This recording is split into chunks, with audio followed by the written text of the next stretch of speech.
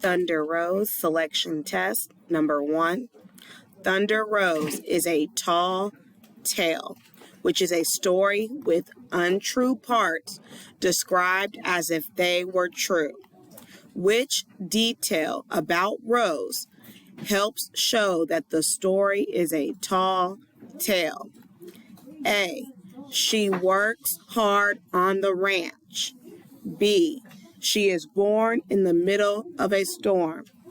C. She makes a building that touches the sky. D. She is curious about the iron scraps she finds.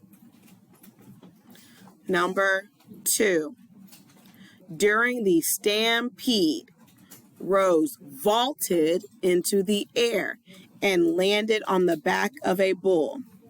What does vaulted mean? A. Jumped. B. Walked. C. Tossed. D. Yelled. Number 3. How do Rose's parents feel about her? A. They are afraid of her power. B. They admire her unusual talents and skills. C. They often wonder why she is so different from other girls. D. They wish she would be more careful around the wild animals. Guys, if it's not in the story, don't pick it. Did they mention other girls? No, do not pick C.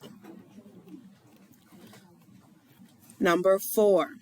The story says that Rose was not the type of person to bow down under pressure. What does it mean to bow down under pressure? A. Think carefully before acting. B. Ask for help when you need it. C. Give up when things get difficult. D. Blame others for your weaknesses. So what does bow down under pressure? Remember, she is not the type of person to bow down. So which one is she not going to do? 5. How does Rose stop the tornadoes? Be sure to go back into the story. What exactly did she do to stop the tornadoes? A. She jumps on them and rides them to a halt. Halt means stop.